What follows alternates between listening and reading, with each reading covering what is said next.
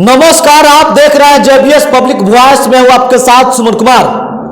अभी हमारे बगल में पिपरा विधानसभा के पूर्व प्रत्याशी मुमताज आलम जी हैं। हम जानना चाहेंगे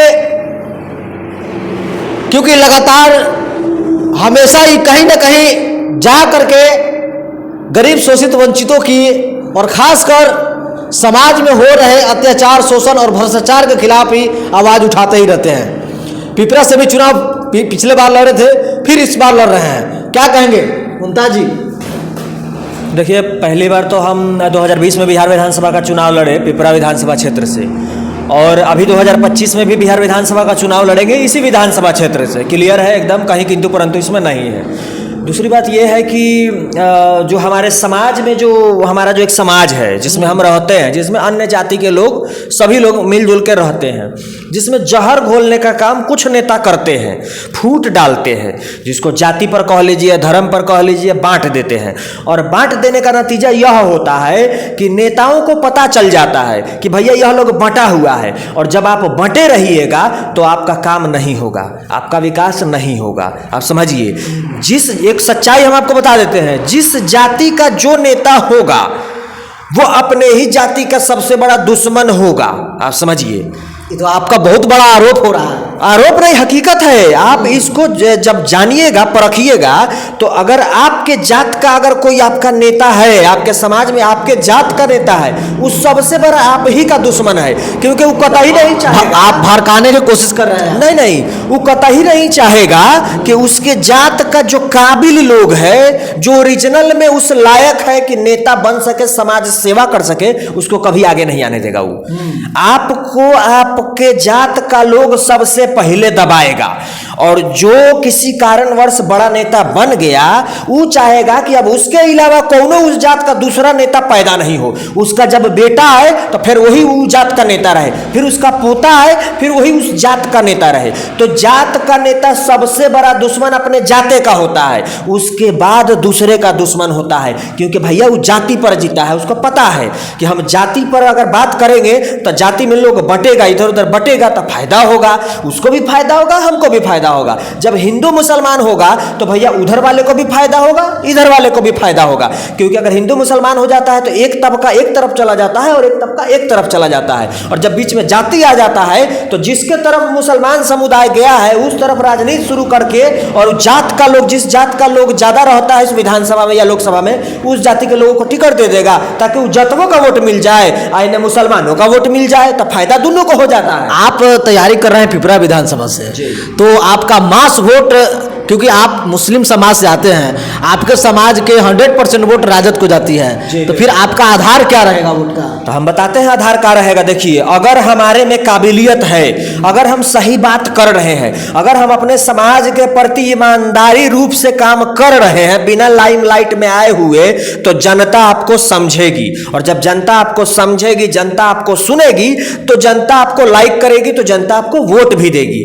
आज से पहले या अभी से पहले जितना भी राजनीति हुआ है या आने वाला समय में जो भी राजनीति होगा, झूठ पर टिका हुआ राजनीति चलता है। समझिए पहले बात को, सिर्फ और सिर्फ झूठ बोला जाता है। सच्चाई पर राजनीति करने वाला लोग ना के बराबर जीतता है। समझिए, जो सच बोलेगा, जो अपने समाज के प्रति ईमानदारी रखेगा, जो चाहेगा कि बेहतर स्वास्थ्य व्यवस्था हो, बेहतर शिक्षा व्यवस्था हो, बेहतर आपका सरकारी कार्यालय में कोई काम अगर हो तो सही रूप से हो और बिना घूसखोरी के हो, अगर ऐसा कोई प्रत्याशी सोच विचार रखता है तो उसको जनता वोट नहीं देती है। इसलिए नहीं देती है क्योंकि ऐसा सोच कौन रखता है? ईमानदार लोग रखता है, गरीब लोग रखता है, क्योंकि अमीर तो बिजनेस करता है। अब गरीब लोग अगर ऐसा सोच रखता है तो वो जनता के पास पैदल पहुंचेगा या साइकिल से पहुंचेगा या मोटरसाइकिल से पहुंचेगा, भूखे प्यासे फाटल चप्पल लुंगी पहन के, तो भैया वो ईमानदारी से कहेगा कि हमको आप वोट दे दीजिए, हम जीतेंगे तो ये करेंगे। लेकिन उसका जो 1000, 2000, 5000, 1 लाख रुपया रहेगा सूद ब्याज पर लेके वो खर्चा कर लेगा और वो चुनाव जीतेगा नहीं, जिसका नतीजा है कि जो आदमी ईमानदार है वो कभी जीतता नहीं, और जो बेईमान होगा वो 5 गो फॉर्च्यूनर लेके घूमेगा, 50 गोरा को गाड़ी में बैठले रहेगा, पैसा देगा 500 रुपया, सांझ के दारू पियाएगा, मुर्गा खिलाएगा, उसके जात का लोग जाति पर बात करेगा, धर्म पर बात करेगा, तो उसके साथ लोग है। तो गरीब लोग क्या समझता है कि भैया इसके साथ आदमी है, और इसके कारण गरीब लोग जो है जनता उसको वोट दे देती है। क्योंकि बिहार का शिक्षा व्यवस्था आप जानबे करते हैं कि कितना बुरा हाल है। लोग दुनिया में, देश में कहता है कि बिहार में सबसे ज्यादा आईएएस और आईपीएस बनता है। बात एकदम सही है, लेकिन क्या बिहार में बनता है? यह बात सही नहीं है। बिहार का लोग बनता है, यह बात सही है, पर बिहार में नहीं बनता है। दिल्ली जाके पढ़ता है, कलकत्ता जाके पढ़ता है, चेन्नई, बेंगलोर, हैदराबाद जाके पढ़ के तब यूपीएससी क्रैक करते हैं, तब वो आईपीएस और आईएएस बनते हैं। बिहार में नहीं ना बनते हैं। तो यहाँ का शिक्षा व्यवस्था जब बेहतर नहीं रहेगा तो लोगों में समझदारी नहीं होगा, और जब लोग समझदार नहीं होंगे तो जितना है जो तेज दिमाग का जो लोग है, लोग बहला फुसला लेता है, जिसके कारण न चाहते हुए भी 50% लोगों को पता भी नहीं होता है कि उन्होंने वोट क्यों दिया है। समझ रहे हैं? वोट क्यों दिया है लोगों को पता ही नहीं होता है, क्योंकि उनको बताया ही नहीं जाता है। उनको कहा जाता है, तो ट्रेंडिंग चल रहा है महिलाओं को वोट लेने के लिए। तेजस्वी यादव ने ऑफर दिया है मान बहन योजना, माई बहन योजना, हाँ माई बहन योजना, और जो है आपको युवाओं को रोजगार के लिए युवाओं का भी जो है सम्मेलन कर रहे हैं। तो फिर आपका क्या, आपको तो कहीं से उसमें पैसा खर्चा होता है, आपके पास पैसा नहीं है, आप सिर्फ आवाज़ उठाते हैं। तो क्या आवाज़ उठाने वाले आप ही कह रहे हैं कि वोट नहीं मिलता है, तो फिर आप चुनाव में आने का मकसद बताते हैं। देखिए, सबसे पहली बात आप बोले कि माई बहन योजना तेजस्वी यादव जी लागू करने की बात कर रहे हैं कि सरकार जब बनेगी तो माई बहन योजना लागू किया जाएगा। आप हमको बताइए कि तेजस्वी यादव जी का माई बहन योजना क्या माता जी को एमएलसी बनाना माई बहन योजना है, या फिर अपनी बहन मीसा भारती जी को सांसद बनाना माई बहन योजना है? मीसा भारती जी का कौन सा योगदान है हमको बताइए बिहार में?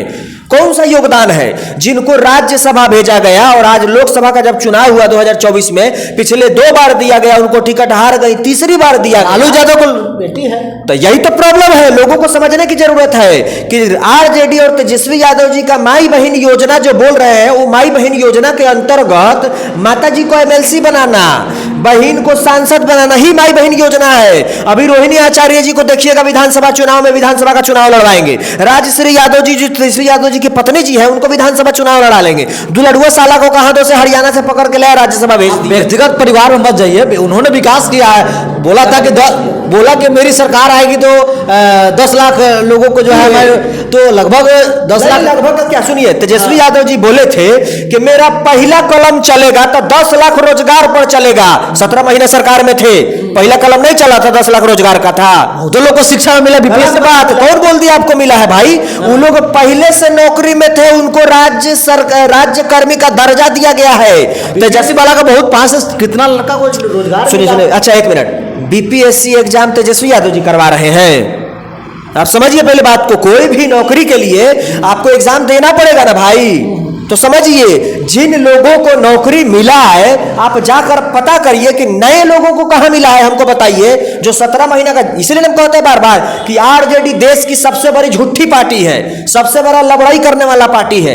आरजेडी के अंदर में 90% नेता सिर्फ झूठ बोलता है, झूठ पर टिका हुआ पार्टी है। तब ना आज ये हाल है बिहार के अंदर में। तेजस्वी यादव जी बोले कि पहला कलम चलेगा तो 10 लाख रोजगार पर चलेगा, चला नहीं चला। सरकार कहां बनी? वो तो गठबंधन 17 महीना थे ना, वो 17 महीना का हम बात कर रहे हैं। मुख्यमंत्री बनेगा तब ना वादा पूरा करेंगे, तो उप मुख्यमंत्री बनेगा। काहे ढिंढोरा आरजेडी का लोग पीटता है कि भैया हम नौकरी दे दिया, हम फलाना कर दिए।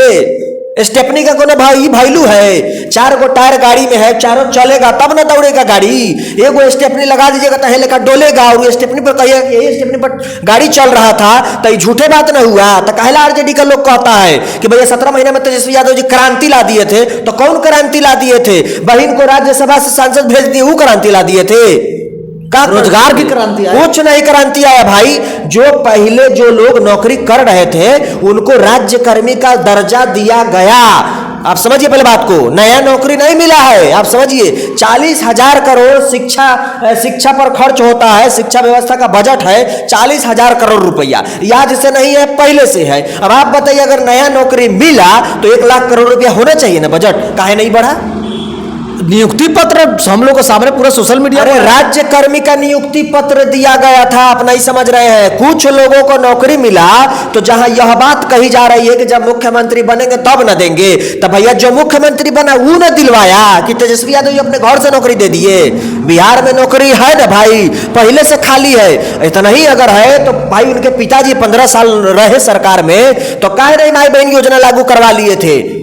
समय के साथ साथ सब चीज बदलते रहता है। तो समय के साथ परिवार बदल देगा बिहार का जनता, कोनो दिक्कत नहीं है। ये लोग थोड़े ठेकेदारी थोड़े लिए हुए बिहार। आपका समाज आपके साथ नहीं है, दूसरे का ठेकेदारी लिए है। वही बात नहीं है। देखिए हमारा समाज अगर हमारे साथ नहीं है तो हम आपको एक बात बता देते हैं।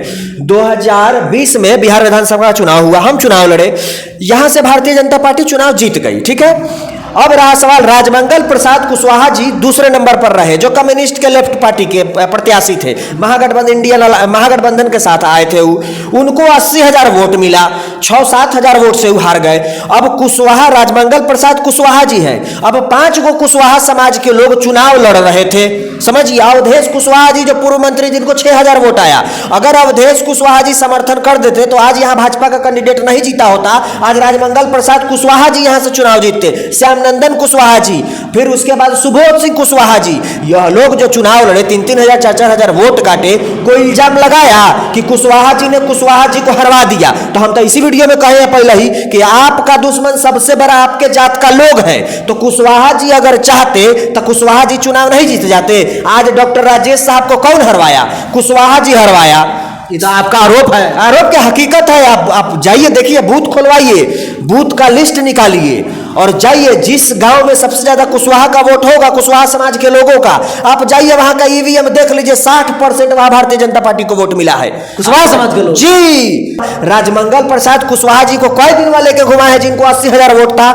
ऐसे कुशवाहा समाज के लोग चंपारण में भतेरो है, कुशवाहा समाज का नेता भतेरो है, जिनकी कुशवाहा समाज में पकड़ है, लेकिन उनको लेके घूमे डॉक्टर राजेश कुशवाहा जी, नहीं घूमे। खाली मुसलमान इनको वोट दिया, समझने का जरूरत है, सिर्फ मुसलमाने इनको वोट दिया है। बाकी 2-4% लोग, दूसरा जाति का लोग या कोई दिया होगा, वो अलग बात है, गलती सही से। सिर्फ मुसलमान का वोट डॉक्टर राजेश कुशवाहा जी को वोट मिला। दलित समाज के लोगों ने दिया होगा, हम कहां कह रहे हैं नहीं दिया होगा। दलित समाज का लोग और मुसलमान समाज का लोग हम एक के मानते हैं, हम अलग नहीं मानते हैं। जो वोट इनको मिला, 3-3.5 लाख 3 लाख वोट मिला, वो सिर्फ मुसलमान समाज और दलित समाज का वोट है। आप समझिए पहले बात को, हम एक ही मानते हैं, अलग नहीं है। मुकेश सहनी का पार्टी से तो सहनी समाज भी दिया हो। तो जाइए ना, सहनी समाज के गांव में जाइएगा तो देखिएगा, पता करिएगा, ईवीएम दिखाइएगा। सहनी समाज का लोग तो खुलेआम बोले कि भैया हम डॉक्टर राजेश कुशवाहा जी को काहे वोट देंगे, भैया हमको मोदी जी को जिताना है, हम मोदी जी को देंगे। ऐसा ही होता तो मुकेश सहनी जी आते ना भाई, कई बार आए हैं चंपारण में, हमको बताइए। जब डॉक्टर राजेश जी चुनाव लड़ रहे थे तो कई बार मुकेश सहनी जी आए उलटने पलटने। तेजस्वी यादव जी के साथ हेलीकॉप्टर में बउआ रहे थे, पूरा बिहार भ्रमण कर रहे थे, तो आप तेजस्वी यादव जी को लेकर कई बार आए बिहार में, पूर्वी चंपारण में, आप हमको बताइए। कई बार डॉक्टर राजेश कुशवाहा के लिए घूमे हैं, बताइए, समझने का जरूरत है। 4 गो को जोड़ लीजिएगा और कहिएगा चारों लोकसभा का एगो मुख्यालय आइए यहाँ लड़ लीजिए, और यहाँ तेजस्वी यादव जी आके एक बार प्रचार कर देंगे। वही मीसा भारती जी के लिए, अपने बहन के लिए दिन रात एक कर देंगे, और दिन सुबह से लेकर शाम ले वोट मांगिएगा जाके गली में, कहिएगा कि भैया आरजेडी को मजबूत कर दीजिए। तो आप तो अपने परिवार को मजबूत किए। तो उसी तरह से यहाँ भी हो गया।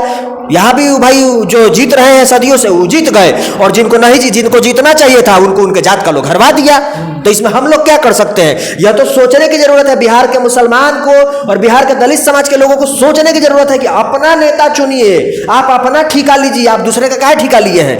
केंद्र में कहते हैं भैया कि भैया भाजपा की सरकार होना चाहिए केंद्र में, और बिहार में किसी और का जाति में बटा जाते हैं। तो वहां काहे नहीं जाति में बटाते हैं? केंद्र में भी जाति में बटाना चाहिए था ना, लेकिन वहां तो जाति में नहीं बटाते हैं। लेकिन बिहार का विधानसभा चुनाव होगा तो जाति में बंटवा देंगे। हम मुसलमान समाज से आते हैं, और अगर हमारे लोग कहेंगे कि भैया हम वोट काटने के लिए खड़े हुए हैं, तो वो लोग ये बताए कि भैया राजमंगल प्रसाद कुशवाहा जी को कौन हरवाया। अगर किसी में दम है तो हमको बताए कि कौन हरवाया। फिर वहां तो कोई नहीं बोलता है कि कुशवाहा जी ने कुशवाहा जी को हरवा दिया, कोई बोलता है क्या? राजेश कुमार और जयमंगल कुशवाहा दोनों को उनके स्वजातीय के लोगों ने हराया। हो सकता है शायद स्वजाति। राजमंगल कुशवाहा जी को तो 100% कुशवाहा जी हरवाए हैं, 100%। अवधेश कुशवाहा जी मंत्री थे, थे, कौन हरवाया? राजमंगल प्रसाद कुशवाहा जी को। श्यामनंदन कुशवाहा, सुबोध सिंह कुशवाहा, 3-3 हजार वोट आया इन दोनों भाई को। और अवधेश कुशवाहा पूर्व मंत्री रहे हैं बिहार सरकार में, 6,000 उनको वोट आया था। 10,000 तो ऐसा ही हो गया। ये 6,000 वोट से हारे हैं राजमंगल जी। आज यहाँ भाजपा का थोड़े विधायक होता, लेकिन ये इतनी सी बात समझ में नहीं आती है, मुसलमानों को भी नहीं आती है और दलित समाज के लोगों को भी नहीं आती है कि भैया उनका दुश्मन उनके समाज में रह रहा लोग है, कोई और नहीं है। इस बात को समझने की जरूरत है। चलिए मुमताज जी, बहुत बहुत धन्यवाद, आपने अपनी बात रखा, इसके लिए आपको बहुत बहुत धन्यवाद। आप लोग भी इनके बात से कितना प्रभावित है, आप लोग भी अपने विचार जो है कमेंट बॉक्स में जरूर दें। बहुत बहुत धन्यवाद।